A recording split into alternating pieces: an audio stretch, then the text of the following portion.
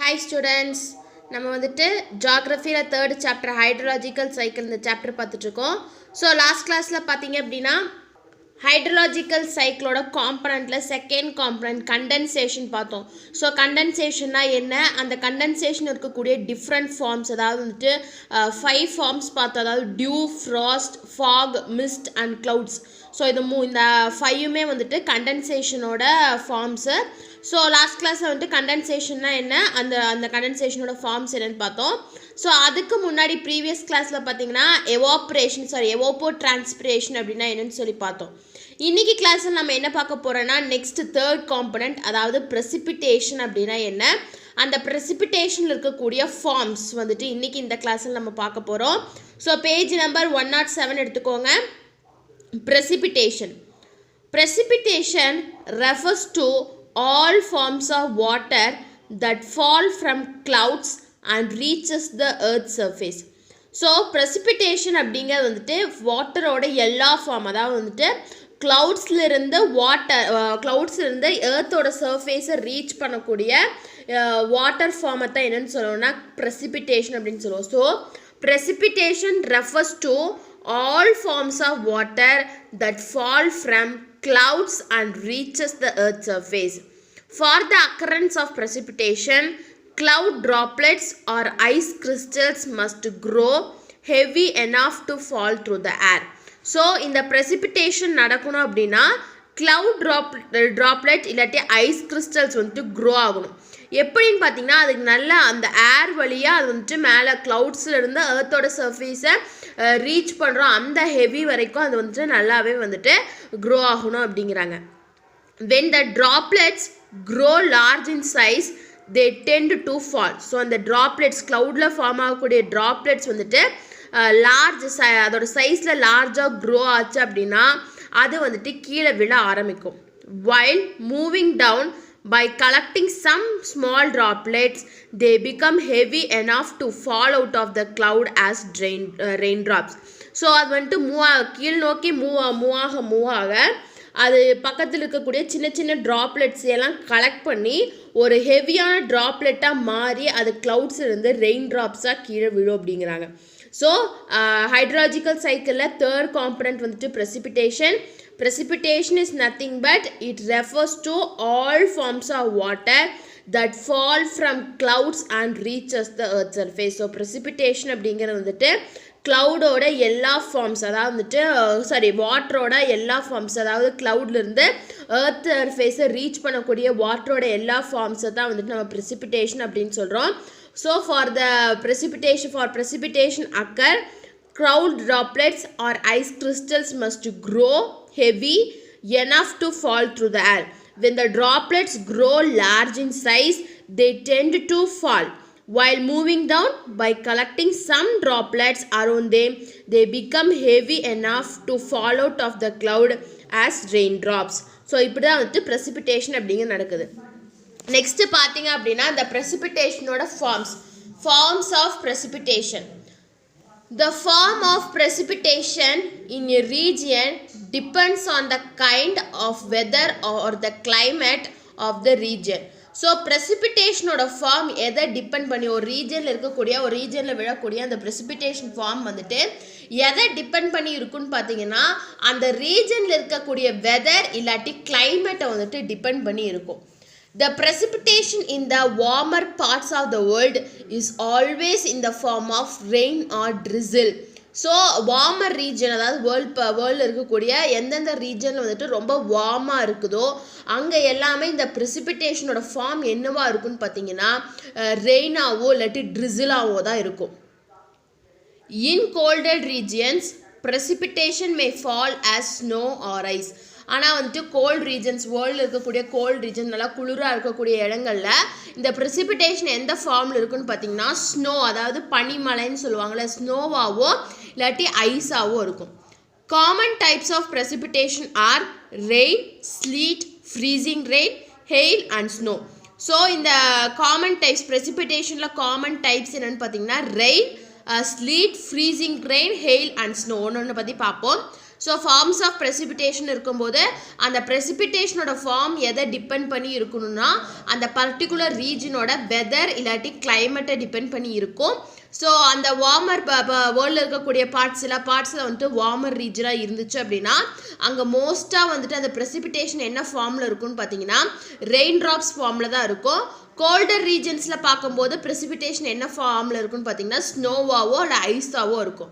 So அதில் இருக்கக்கூடிய common types கீழே கொடுத்துருக்காங்க. ஃபஸ்ட்டு ஒன் என்னென்னு பார்த்தீங்கன்னா rain. The most common kind of precipitation is rain. So precipitationல ஒரு common kind என்னன்னு பார்த்தீங்கன்னா இந்த rain. The precipitation in the form of water droplets is called rain. So rain அப்படின்னா என்னன்னு பார்த்தீங்கன்னா the precipitation in the form of water droplets. So precipitation water droplets ஓட ஃபார்ம்ல இருந்துச்சு அப்படின்னா அதைத்தான் என்னன்னு சொல்றோம்னா rain அப்படின்னு சொல்றோம். The precipitation in which the size of the raindrops are less than 0.5 mm in diameter is known as drizzle, and the raindrops with greater than 0.5 mm in diameter is known as rain. Suppose அந்த precipitation ஓட size வந்துட்டு அந்த raindrops ஓட size வந்துட்டு 5 millimeter 0.5 millimeterக்கு கம்மியாக இருந்துச்சு அப்படின்னா அதை ட்ரிசில் அப்படின்னு சொல்லுவோம். சப்போஸ் அந்த 0.5 மீட்டருக்கு அதிகமாக இருந்துச்சு அப்படின்னா அதை வந்துட்டு ரெயின் அப்படின்னு சொல்லுவோம். Generally drizzle takes place from stratus clouds. So வந்துட்டு ஜென்ரலாக இந்த ட்ரிசில் எதில் நடக்கும் அப்படின்னு பார்த்தீங்கன்னா இந்த ஸ்ட்ரேட்டஸ் கிளவுட்ஸ் நடக்கும். உங்களோட 9th புக்கில் இருக்குது clouds, different forms of clouds, அதில் படிப்பீங்க. ஓகே, ஃபஸ்ட்டு ஃபார்ம் என்ன ப்ரெசிபிடேஷனோட ரெயின். இது வந்துட்டு ரொம்ப மோஸ்ட் காமன் கைண்ட் தான். ஸோ ரெயின் அப்படின்னா என்னென்னு பார்த்தீங்கன்னா the precipitation in the form of water droplets is called rain. So அதோட ரெயின் ட்ராப்லெட்ஸோட சைஸ் வந்துட்டு லெஸ் தென் 5 millimeter அதோட டயாமீட்டர் வந்துட்டு லெஸ் தென் 5 millimeter இருந்துச்சுன்னா அதை வந்துட்டு ட்ரிசில்னு சொல்லுவோம். மோர் தென் 5 millimeter அப்படின்னு இருந்துச்சுன்னா அதை வந்துட்டு ரெயின் அப்படின்னு சொல்லுவோம். ஸோ ஜென்ரலாக இந்த ட்ரிசில் அப்படிங்கிறது எந்த ஃபார்ம் ஆஃப் க்ளவுடில் நடக்கும்னு பார்த்தீங்கன்னா ஸ்ட்ரேட்டஸ் க்ளவுடில் வந்துட்டு நடக்கும். செகண்ட் கைண்ட் என்னென்னு பார்த்தீங்கன்னா slit. The precipitation which takes place in the form of mixture of water droplets and tiny particles of ice is known as sleet. So sleet அப்படின்னா என்னென்னு பார்த்தீங்கன்னா precipitation வந்துட்டு மிக்சர், அதாவது வந்துட்டு வாட்டர் ட்ராப்லெட்ஸும் இருக்கும், சின்ன சின்ன டைனி ஐஸ் பார்ட்டிகல்ஸும் வந்துட்டு அது அப்படியே இதாகும். ஸோ அதைத்தான் என்னென்னு சொல்லுவோம்னா ஸ்லீட் அப்படின்னு சொல்லுவோம். Sometimes raindrops fall through a layer of air below 0 degrees Celsius, the freezing point of water. So சில நேரத்தில் சம்டைம்ஸ் வந்துட்டு இந்த ரெயின் ட்ராப்ஸ் வந்துட்டு ஏரோட லேயர் பிலோ 0 டிகிரி செல்சியஸுக்கு கீழே வந்துட்டு ஃபால் ஆகும். அது வந்துட்டு அந்த வாட்டரோட freezing point. As they fall, the raindrops freeze into solid particles of ice. So அப்படி அந்த ஃபால் ஆகும்போது அந்த ரெயின் ட்ராப்ஸ் என்ன ஆகிடும், ஃப்ரீஸ் ஆகி சாலிட் பார்ட்டிகல்ஸ் அதாவது ஐஸாக வந்துட்டு சேஞ்ச் ஆகும். So the mixture of water droplets and ice particles would fall on the earth surface. So அதனால அந்த mixture water droplets and ice particle mixture வந்துட்டு earth surfaceல வந்துட்டு fall ஆகும் அப்படிங்கிறாங்க. So forms of precipitation second என்ன பார்த்தீங்கன்னா sleet.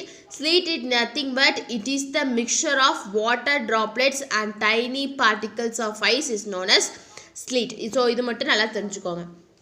Next one third என்னன்னு பார்த்தீங்கன்னா freezing rain. Sometimes raindrops falling through cold air near the ground do not freeze in the air.